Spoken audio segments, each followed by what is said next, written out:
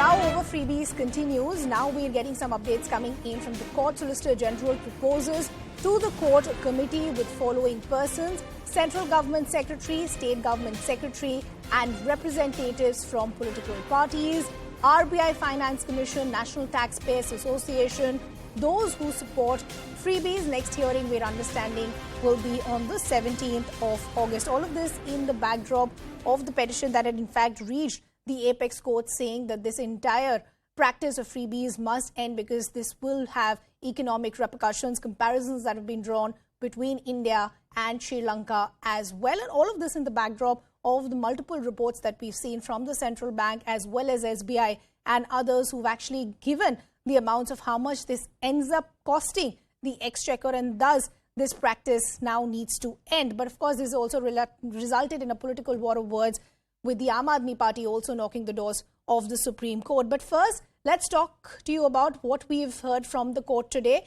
My colleague Ananya Bhatnagar is joining us with more details.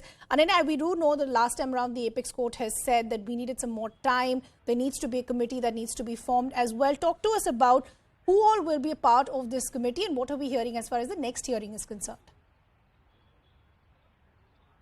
Well, since today one of the judges on the bench was not available, Justice Hima Kohli was not available today, the Supreme Court didn't pass any kind of orders today but held a very long discussion over the issue of freebies. There were various stakeholders who were there, whether we talk of Solicitor General Tushar Mehta, who was appearing for the central government, whether it's the Election Commission of India, or Mr. Sibal, who was asked in fact by the Supreme Court itself to appear in the matter, since he's a very long parliamentarian and a politician as well and knows the law. Okay, we seem to have lost that. Saying is that the central government. Okay, Ananya, we had actually lost your connection, but please go ahead.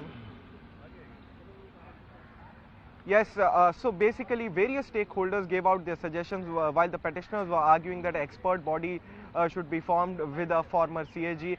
In fact, the Solicitor General of India, Mr. Tushar Mehta, suggested that a committee shall be formed under a ex-CAG, that is the Comptroller and Auditor General of India, also including stakeholders from a secretary from the central government, a secretary from the state governments itself, representatives from various political parties, and also a representative from the Finance Commission, from the RBI, and also from the National Taxpayers Association and those who are supporting freebies. So this was a committee setup that was suggested by the Solicitor General of India. Okay. While, Ananya, I apologize for interrupting. We actually have to now cut off.